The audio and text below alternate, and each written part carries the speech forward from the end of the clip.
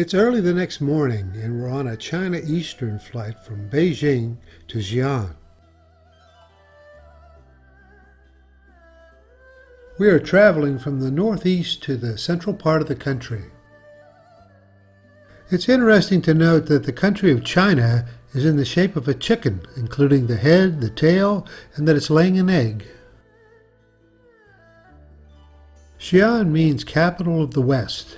It has 8 million people and a history that stretches back 3,100 years. It was the capital for 12 dynasties and reached its peak during the Tang dynasty from 618 to 907. Then it was one of the world's biggest and richest cities, being at the end of the Silk Road. Now it's a vibrant modern city known for trade and agriculture. It has the best maintained city walls of any city in China. The wall is 9 miles long and includes a moat that circles the entire city. We're staying at the Hilton, which has an impressive display of artwork in the lobby, including a copy of the bronze chariot and horses from the Terracotta Warrior Museum. We're greeted by employees wearing costumes from the Tang dynasty.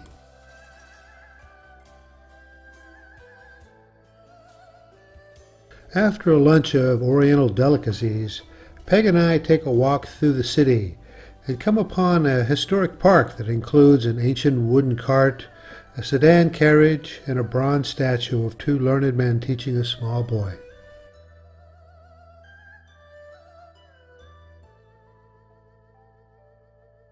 We went outside the wall and explored a park along the moat. Peg thoroughly enjoyed this because of the number of small children she could meet and photograph.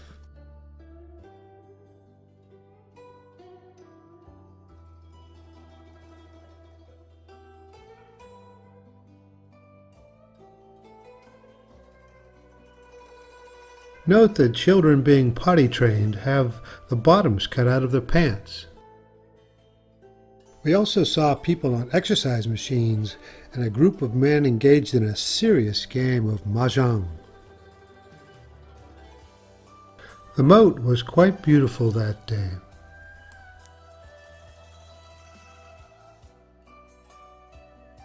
On our way back to the hotel, we considered the shops along the road. In China, most hardware and supplies are sold through small family stores. Here you can see a store owner repairing a drill on the sidewalk. Some stores are so filled with items that there's barely room to move. Others appear to be in total disarray. That evening we visited the Sunshine Lidu Grand Theater to enjoy a dumpling dinner and see a live performance. We were served duck dumplings shaped like ducks, followed by chicken dumplings, pork dumplings, and beef dumplings. The first performance depicted life in the time of the Tang dynasty.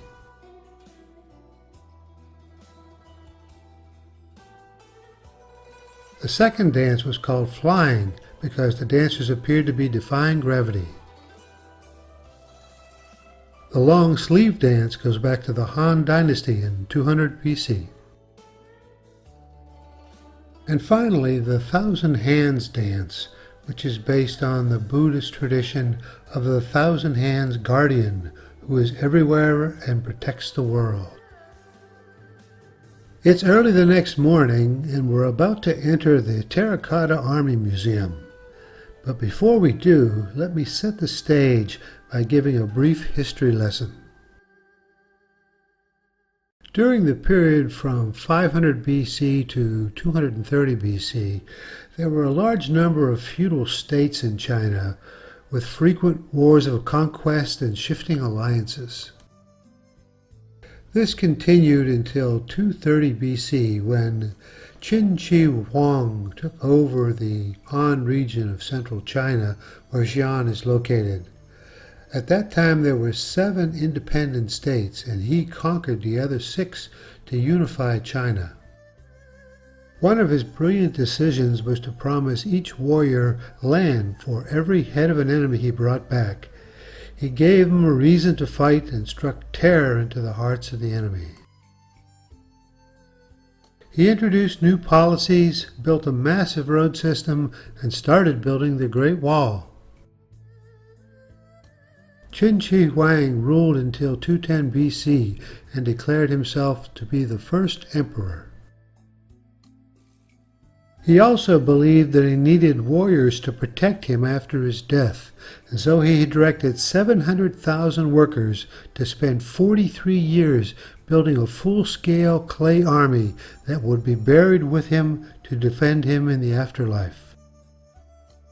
That army lay hidden for 2,200 years, but was accidentally discovered in 1974 and is now a vast mausoleum and museum visited by millions from around the world. As you enter Building 1, you are struck by the vastness of the project, the man-hours, the complexity, the amazing work of art, and above all the good fortune you have to see what was hidden for 2,000 years and now provides a window into the past. Qin had his artisans create more than 8,000 clay warriors, each in military regalia. Every soldier is unique with different mustaches, beards, hairstyles, and even wrinkles. 1,000 of these have been painstakingly pieced back together, so we only see a small fraction of the total. The warriors are in a formation 62 meters wide by 230 meters deep.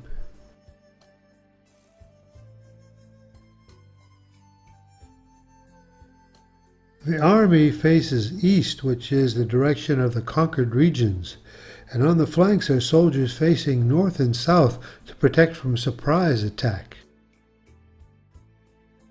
Earth was packed between the rows to provide support for the wood beams and ceiling. Grooves and wood ash remained to show where the supports were located. At the entrance to the building, there is an example of wood beams and the log roof that was erected over the entire area covering the warriors. Over the roof, a woven mat was placed, and then dirt was packed on top of the mat to conceal the army.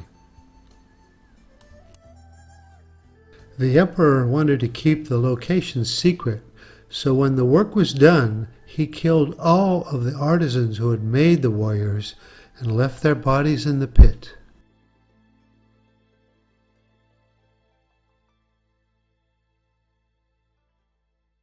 In 1974, a peasant digging a well discovered broken pieces of a clay warrior, and this led to the excavation of the site. Of the 8,000 warrior statues, none of them were found intact. They were all crushed and broken and had to be reassembled like jigsaw puzzles. The damage was probably due to earthquakes. Some warriors wore no armor. They were fleet of foot and led the battle by being more maneuverable than the armored soldiers. There were 3 types of armored warriors. One had a conical hair bun. A second group had a flat hair bun that was tied over on the top or side. And the third wore a turban.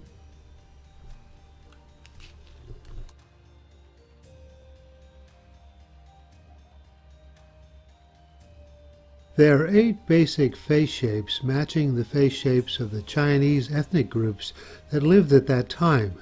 The percentage of different shapes matched the makeup of the army and reflected the geography of where the soldiers would have come from.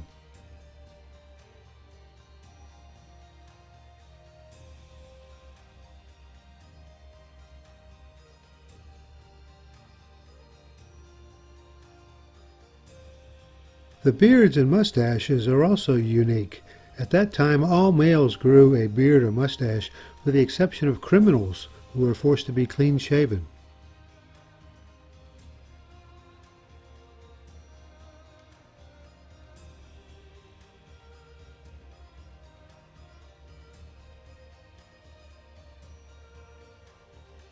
Hairstyles were important to the Qin people. The most popular hairstyle was a bun worn on the right side, but different styles were worn by officers, charioteers, and cavalrymen. There were also 560 chariot horses and 140 chariots.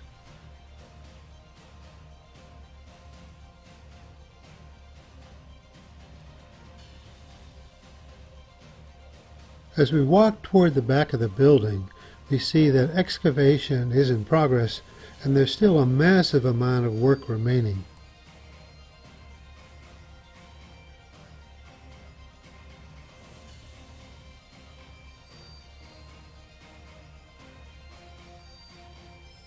We see rows of warriors in the process of being reassembled like jigsaw puzzles.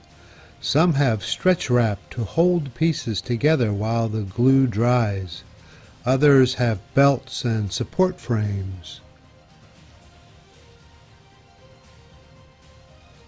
Assembling a horse adds additional complications.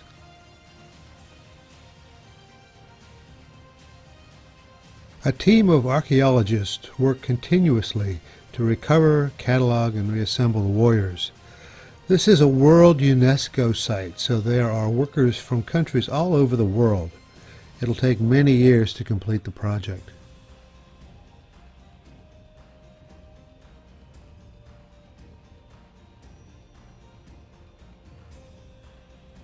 In the back of the building are a group of warriors that have been recently reassembled. Note the subtle differences in each face.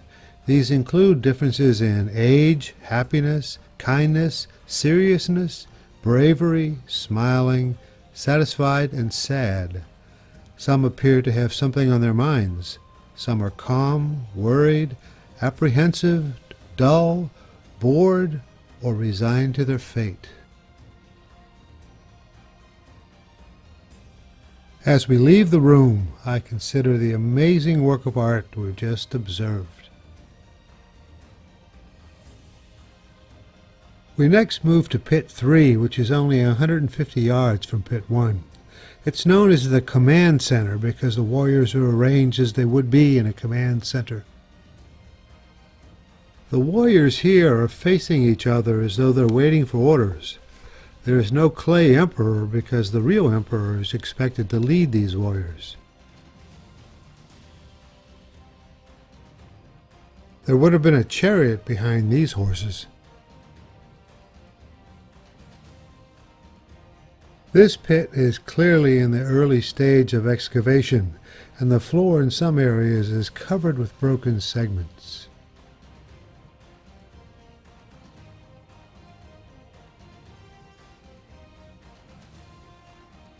We saw a team of 8 researchers working in one corner of the pit, assembling and cataloging each piece that they found.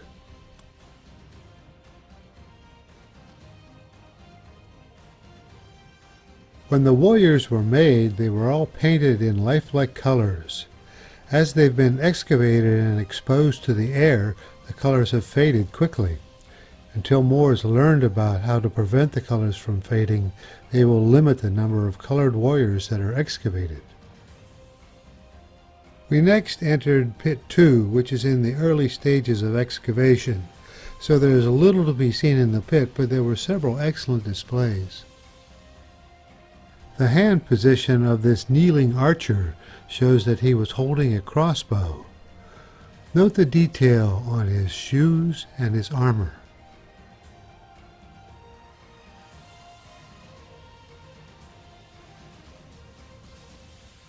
Next is a middle-ranking officer wearing a double-layered flat hat and square-toed shoes.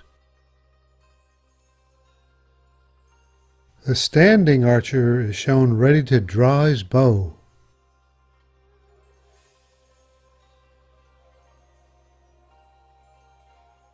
The cavalryman is wearing a knee-length robe, armored vest, and tight-fitting pants. Cavalrymen were short and were from the minority group that lived in northwest China. They carried crossbows and swords. Their horses were short and muscular and had large heads, big eyes, short ears, and their legs were open. Finally, we see a general.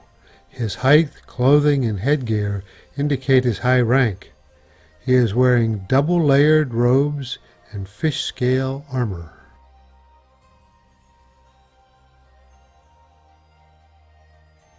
Over 40,000 weapons have been found in the pits, including a chrome-plated sword. The technology of chrome plating to protect steel would be lost and not discovered again until 1937. Our last stop was the museum, where we saw two magnificent half-scale bronze chariots. Each was drawn by 4 bronze horses and had a charioteer with a crossbow and copper umbrella. These were used by the emperor and had all reins and harnesses made of gold and silver. On the trip back to the hotel, we stopped at a factory where they produced scale models of terracotta warriors using the same methods that were used 2,200 years ago. The clay is pressed into the mold and removed after 15 minutes. They are always hollow to reduce weight and add strength. Then fine details are carved in by an artist. After a 10-day drying time, they are fired in a kiln for 7 days at 1,000 degrees. As a final step, they are painted to reveal their colorful uniforms.